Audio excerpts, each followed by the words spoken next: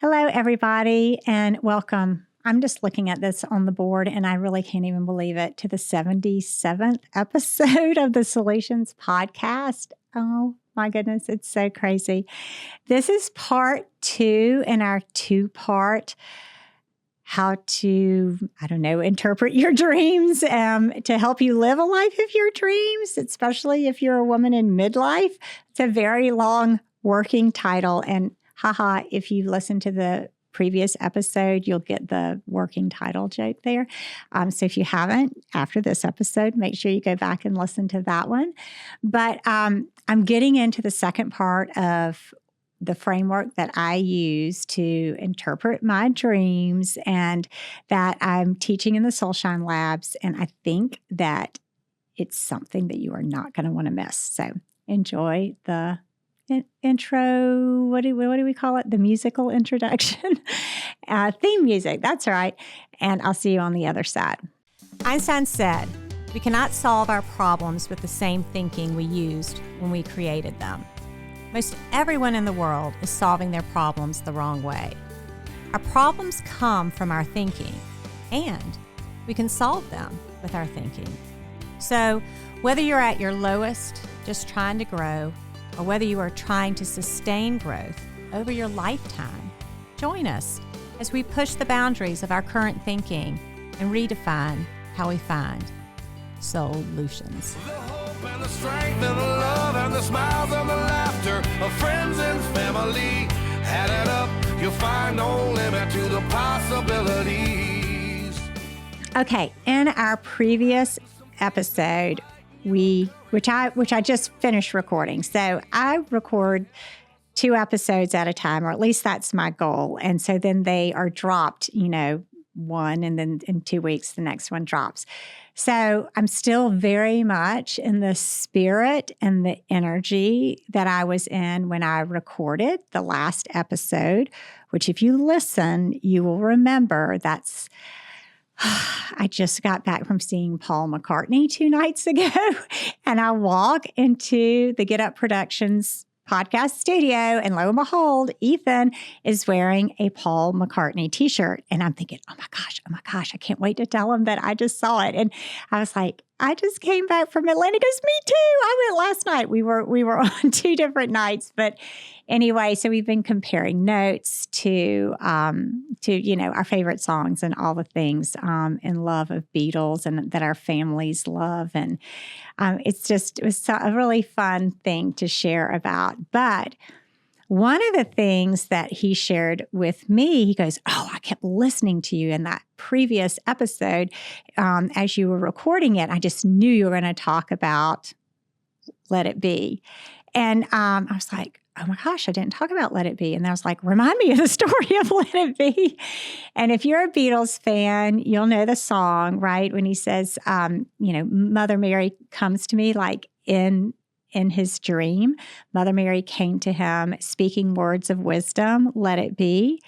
And it's such like the perfect example of why you want to spend the time listening to what's coming up for you in your dreams. And also, it's a great example of what I know about my dreams, and especially in this dream that I had, these 2 dreams this morning when I woke up, that I spent this time going through this framework to learn from them and learn the message, is that there was some inner conflict that I've had within myself about an outward situation, and I've been truly trying to solve it with my rational, logical, analytical, executive functioning part of my brain, using all those great coaching, lawyering, listening skills.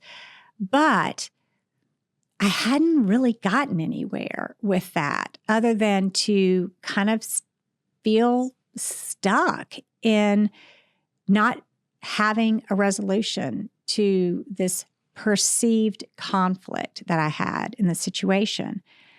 And as I shared with you last time, we have 70 to 80,000 thoughts a day, and only a small percentage of those thoughts are conscious thoughts, which means we're only aware of about 10 to 15% of our actual thoughts. That means that we have 85% of the thoughts that we're thinking, 60,000 thoughts a day, are thoughts that we're not aware that we have. And the sheer volume of our unconscious thoughts compared to our conscious thoughts create just the mathematical impossibility to understand all the things that are driving us unless we learn to dive deeper into our own unconscious. And dreams are a great opportunity to do that.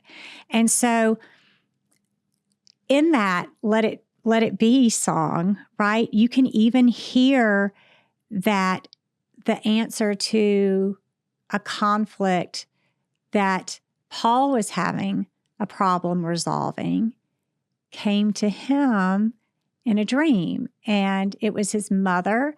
And I also love the kind of the playfulness of his mother, Mary, but also, Mary, the mother of Jesus, like Mother Mary, came to him. So he's sharing that while this was a personal dream to him, there's also this larger collective, right? This Jungian idea of a collective consciousness. Like there is this mother that has wisdom that came to him in a dream, and she said, let it be, right? Like this thing that you think is a problem isn't a problem if you let it go. And similarly, that ended up being the message that my dream had for me after I put it through this framework.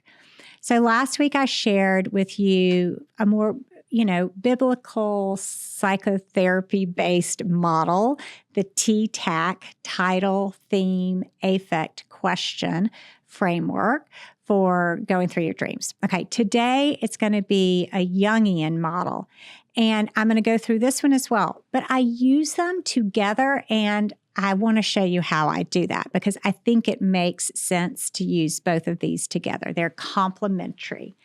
And so in this Jungian model, it actually gives you step one, right? Instead of like giving you a blank of title, theme, which is something for you to answer, this model, which is derived from a Jungian therapist, Robert Johnson, and his book called Inner Work, Using Dreams and Active Imagination for Personal Growth. So you can, Google that and order it on Bezos Boutique if you want to. I know I am. Okay. But he says, step one, write the dream in detail. Write the dream in detail. Step two, make associations. Step three, connect dream images to what's happening internally. And by internally, he means within you. Take the images that you see. Remember, if we go back to the previous podcast, where you're in a movie theater and your dream is running across the screen of the movie theater, and you're sitting there as the audience, watching it, eating your popcorn and drinking your Coke. And so you want to connect the images to what you see on the movie screen to what you are feeling on the inside. Number 4 is interpret the dream. And number 5, do a ritual to make the dream concrete. Okay, so let's start with step 1. I woke up this morning and I had this very distinct feeling when my alarm went off that I was deep in a dream. And if you have ever seen the movie Inception, you know what I'm talking about. It's like there are these layers of going into your unconscious mind, right? From the conscious level of thought, our awake state. And then you go into the sleep state, and then there are all these layers of unconscious thought and meaning and meaning and meaning. And I had this distinct feeling. I was in a dream. I had a recollection of certain images in that dream. I was in an apartment and like all these different rooms that led into different rooms, and this sense of movement between rooms, and that someone was chasing me. And then all of a sudden, as you do in a dream, you're not working linearly or logically. Your brain goes to this, oh, I'm now walking through train cars and the train is moving and there's someone chasing me. And as I'm going through each car, like I feel this sense of being squished in by the people in the car. And then I'm bumping into the people in the seats. And finally, in order to get away from whomever is chasing me, I get through that last car and I have this sense that I have to detach, like those cars that the people are chasing me in, detach them from the car that I'm in, right? So when I'm writing the dream in detail, I am just writing things like that. I'm writing apartment, rooms, chased, moving, train, cars, bumping into people. So you see, I'm not writing in complete sentences, but I am giving details of what's going on. And so I don't want you to think like, oh, you have to have this perfect script going. No. Just start writing words that come up in your brain about the details in the dream. And because if you don't do it when you wake up and you decide that you're going to go about your day, you're just more likely to forget, right? This is the way dreams are. They're a bit ephemeral, amorphous, like they evaporate. And as you go about your day, think about it this way. You're getting further and further away from that awareness of an access. Like I think about it like a door into your unconscious. You're getting more and more rooted into your conscious thought, which is just the things that you are aware of. And that door just kind of closes to that other world. And so we want to do this the very first thing in the morning when you wake up, because you still have some residue or access to those levels. All right. So write down all the dream details, even if they appear unimportant. You want the setting, the people, the objects, dialogue, smells, sounds, colors, and any internal talk and emotions that you have while you're dreaming. Now, when I do this, I mean, truly, I might just take up a quarter of a page with those little images. And then my brain goes straight to this next step, which is make associations. Just in looking and thinking about those images, just allow your mind to free associate whatever comes up with those images. And so, when I was thinking about that apartment, moving, being chased, people behind me needing to get away, I started feeling things, right? Like making associations with running, moving, secret, hiding, danger, just associations that I would make. Like, why would I be running away from someone? Why would someone be chasing me?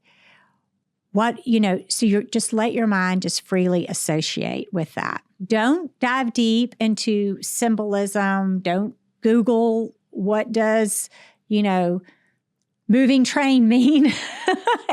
We don't want you doing that right now. We just want to access your own inner wisdom, your own association with the events. All right.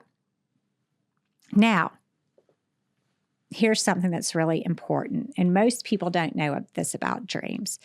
But if there are people in your dream, and it does apply to objects too. So the second dream I had, my mother was in it, my husband was in it, I was in it, my dad was in it, my brother, his wife was in it, and another really important woman in my life was in it. We were all kind of like working together on preparing for some party, some event my mom had planned.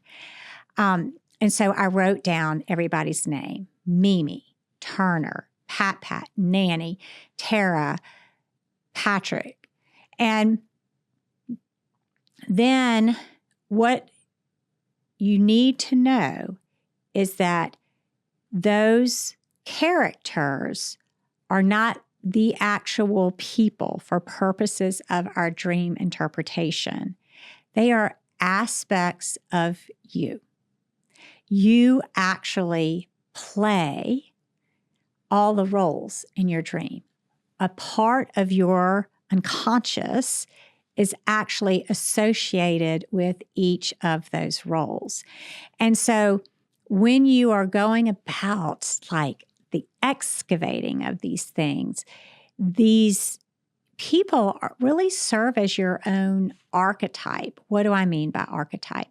An archetype is a Jungian concept that's like, oh, there's the person that's the mother figure, right? Or there's the person that is the helper, or maybe the person that's the trickster, or maybe the person that's the kind person. Like when I'm looking at these people that I know deeply, I want to look at the aspects of them that they represent in my dream and what that is informing me about myself and what it is informing you about yourself. And so one of the women in the Soul-Shine Live, she goes, oh my goodness, my husband has this reoccurring dream where he's trying to get in touch with me and I don't pick up the phone. And so their interpretation of that dream has been that she doesn't get it in time, like she leaves him hanging, something like that. I'm like, okay. But consider how different the interpretation is if instead of you answering that phone, that you're just a placeholder for the part of him that he is calling and who isn't picking up the phone. Can you feel that for yourself? Like now the dream takes on an entirely different meaning. And the reason why this is important is because now you have access to something that is a message for you, and you do not cloud it up with your actual relationship with the other quote unquote person in the dream, right? Like now the dream isn't clouded by the fact that he might want his wife to do something that she's not doing. We don't have any control over that. But if we interpret the dream as, oh, I'm calling on another part of myself, I need another part of myself to answer the phone so that I can talk to that part of myself, and that part can help me figure out a solution to the situation. Now I've got access to the solution, right? Now I can work together. I can begin to feel like, oh, is there a part of me that ignores a part of me that's in need? Are you getting that? I hope you are. And truly, like I said in the last podcast, if it's like, Tara, I'm missing it somehow, just send me an email, tara@tarasimkins.com, and tell me, like, I'm really trying to get this and I'm missing it. I'd love to have a conversation with you about it, because I really want you to see what we miss about the information that life is trying to give us, that our unconscious is trying to give us, when we get hung up on like our relationship patterns with other people and things that we can't control, right? So when you have people, just remember, You write it all down. Those are the details. But then you want to put yourself in that role, like, oh, I'm going to play this role and see how it connects in with you. And truly, this can happen with inanimate objects as well in the dream, or sometimes it comes up in animal images too for us. A client just recently had a dream. She's like, oh, there was a snake in my dream. What in the world? And she wasn't even thinking about dream interpretation. And I was like, oh yeah, that snake is very meaningful. Snakes represent rebirth. Snakes represent shedding, because snakes actually outgrow their skin and they shed their old snake skins, right? After inside they've been like creating this new skin. That's a beautiful metaphor for us as our own growth, as our own transition. And so if you were to understand yourself as the snake in your dream, all of a sudden you go from being like, oh, that was scary. Why was I dreaming of snakes? To, oh my gosh, I'm going through an important transition and I'm ready to shed this old identity and move into this next phase of my life. Now it's, instead of scary, all of a sudden it's exciting. And it's instructive because you might be stuck on shedding your skin, right? You might want to be holding on to this old identity, and your dream is like, no, don't worry. This is natural. Like, shed that skin, move on. Paul's mother, let it be. Just this kind instructional wisdom that's there for you that we miss if we don't take the time to do this work. All right. And then we connect the dream images to what's going on internally in this Jungian method. And I think this truly is, like where we kind of intersect with the T-TAC method on the affect, right? Like, what's going on internally? Like, where am I feeling like I'm being chased, right? Where am I feeling like I'm hiding something from myself? What do I feel like I have to disconnect from? And that also, you can hear it, those are just all questions as I'm trying to connect internally, which is that final thing in the T-TAC methodology, right? Which are the questions for yourself that you are going to, those are the tangible things that you're going to, leave this session with and live into the answers of in your day-to-day life. And so once you've kind of started this process of writing down, capturing some details, right? The feelings, like connecting to things internally, and then you're going to walk into your day. And what I love about dream work is that now you're just finally, you've made these unconscious thoughts conscious. So now these ideas have been moved into your conscious awareness. So now you're going to take them into your actual day. You're going to continue to carry them with you. And now you're going to make connections in your outer world and begin to kind of follow the own breadcrumbs of what is next for you in your life, especially if we're talking about, moving from this empty nest stage into whatever the next stage is for you. And in that stage of moving into it with this inner conflict resolved and knowing that there are some breadcrumbs for you to follow. And now your only job is just to notice them, to begin to pick them up.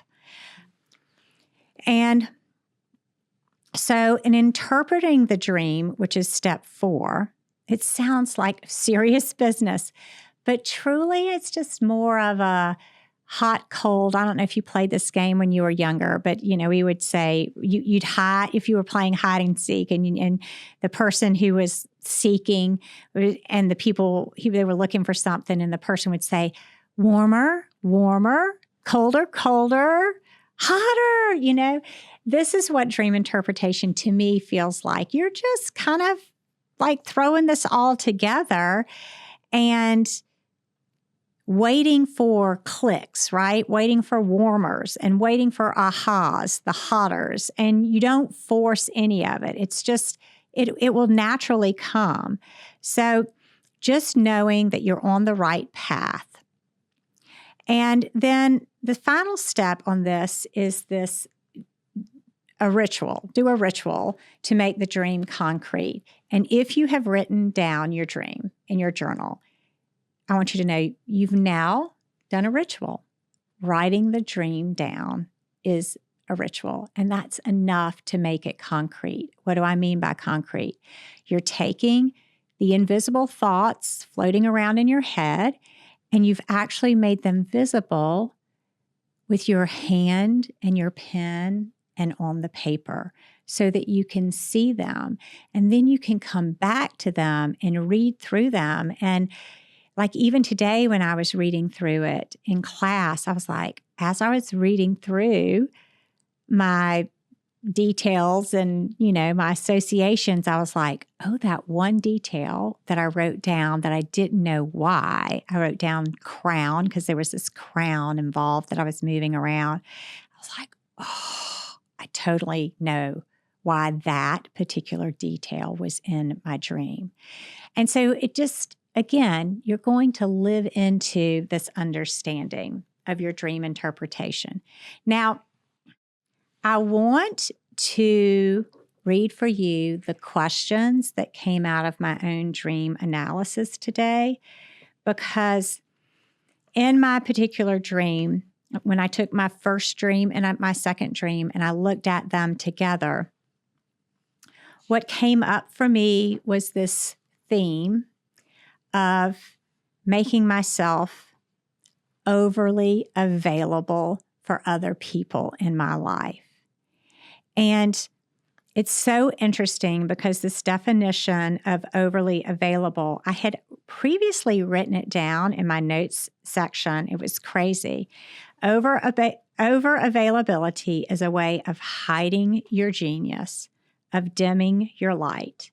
It feels caring, responsible, altruistic, selfless, and it is keeping you out of your zone of genius. Take someone who is living in their zone of genius.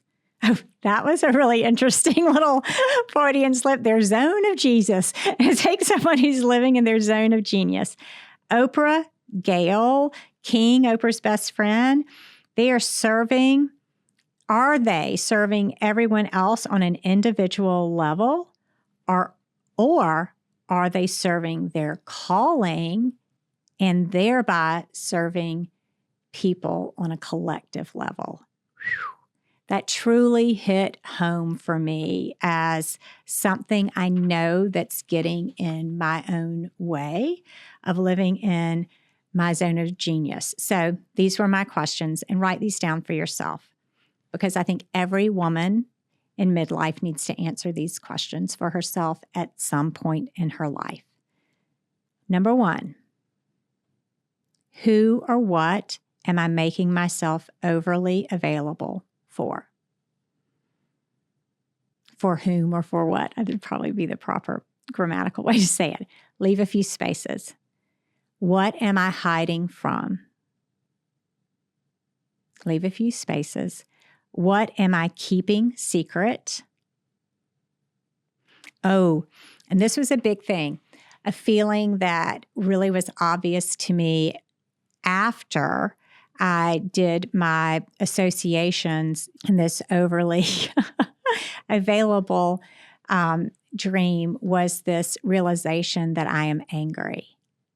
And anger is something that from the time women are young girls, you are told to distance yourself from. I mean, sugar and spice and everything nice, that is what little girls are made of. And from there, it just goes on into affinity, and never is it your anger.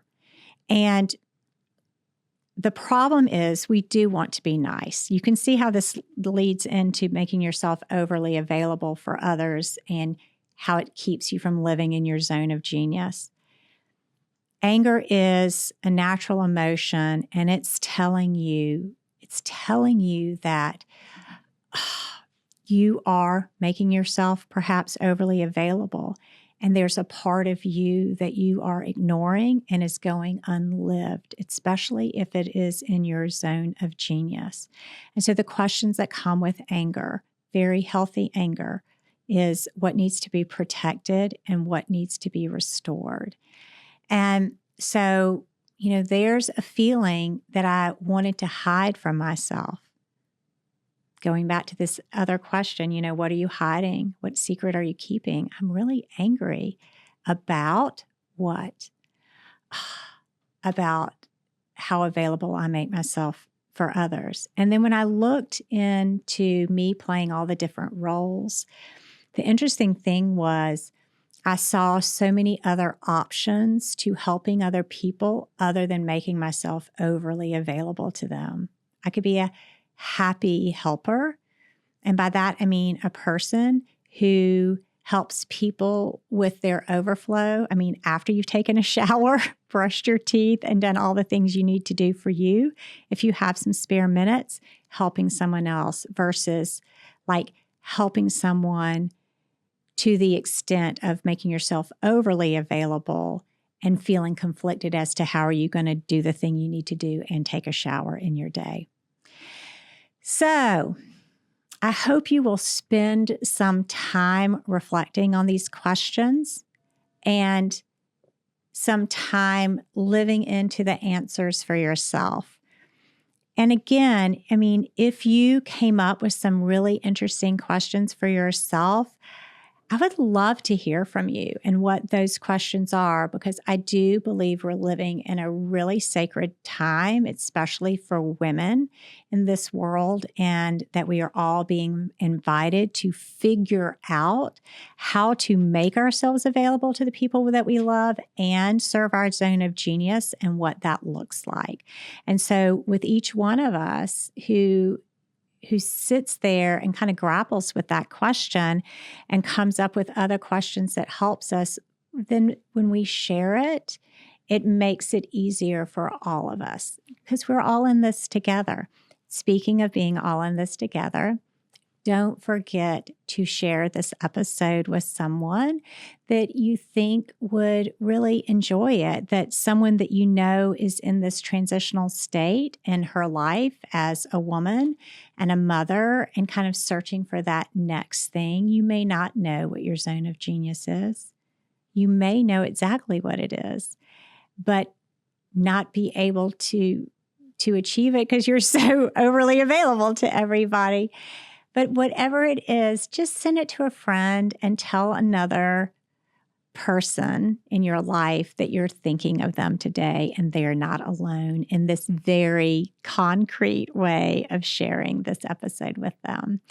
And if you like this episode, I would love it if you wouldn't mind leaving a review for me. And what that really does is it helps the algorithm rank it, and it helps put it in front of total strangers' eyes that it tells the algorithm that people are interested in this subject matter, and it'll help us spread the word. So that would be very meaningful to me if you would do this. Until next time, I hope you have a great day. Thank you so much. And I hope that you are able to tap into your dreams in order to live a life of your dreams. 'Cause I ain't done living the life I'm meant to lead. And I ain't done loving the ones who cared for me. The hope and the strength and the love and the smiles and the laughter of friends and family.